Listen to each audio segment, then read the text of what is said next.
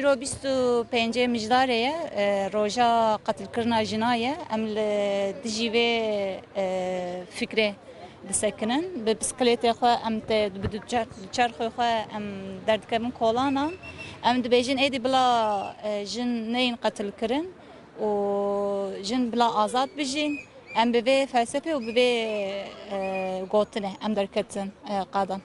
yani ev tişteke kolektif ev ne tişteke tenediste jinede ne tenediste zlam jideye ev tevahi bir politikaya ke ev damaku jinek hat astenkirin ev politikayın cezaya gerek be çekirin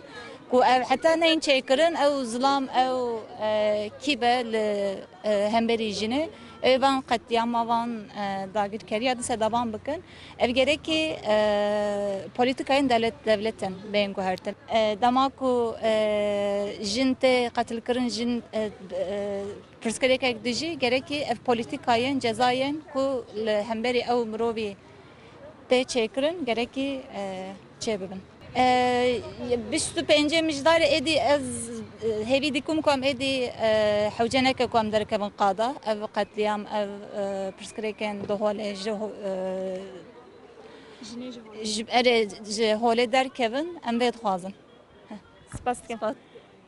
جبو 25 مجدار سر شدت تعطون دیا سر جنیم لودران ام دبین ام جن امیرو بريكن بسكليته خو من بريكن شدت سر جني لكردستان لدنيا زياده بو لهمبري يننم ام جبو لورن جن جيان ازادي زياده دبا دولت ازبارم دولت كاري خناكه کاری خوناک دبی و ام لورن او نلورن یعنی دولت کاری خوناک و نگه جنا قتل دکن دکوجن درونن و گروجین میناکی نخوشه لی میناکه هنجی کیوی کش کیوی قتل کر ندیاره باوریا مال دولت تونه ام دوین جن ام دستیف دو بگرن ام پیشی ده هرن ام وین ام لورن جن جیان آزادی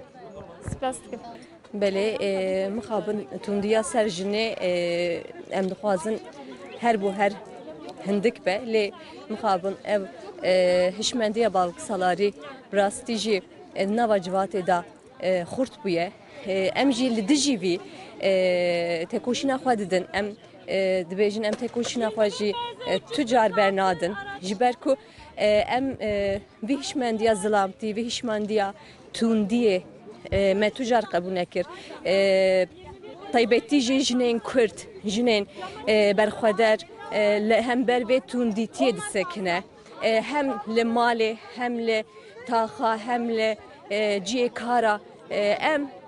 berxwe didin û em mafê xwe diparêzin li hember vê tundiya mêra hişmendiya zilamtî em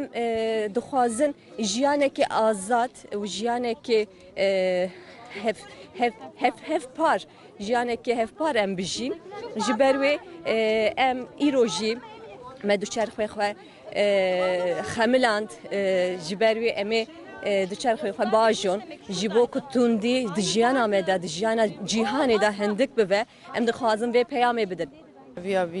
qedrê jinê bigirin û rêzêl jinê bigirin. Jin jî beramber piyawiye ferq naket.